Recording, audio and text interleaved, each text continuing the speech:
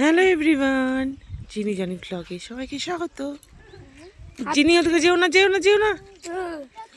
দেখো আজ কেমন আছি এখানে ঝান্ডিতে আছে গাড়িটা, আর চারিদিকে ওদের দেখো ঝিরিঝিরি বৃষ্টি হচ্ছে। এটা হলো হোমস্টে, আমরা যেটাতে আছি যেখানে, ওটা একটা হোমস্টে। আর চারিদিকটা দেখো কি সুন্দর পরিবেশ। আজকে আমরা চলে যাব ডেলোতে, ওখানে গিয়ে থাকবো। না ডেলোকে এখন থাকবো না,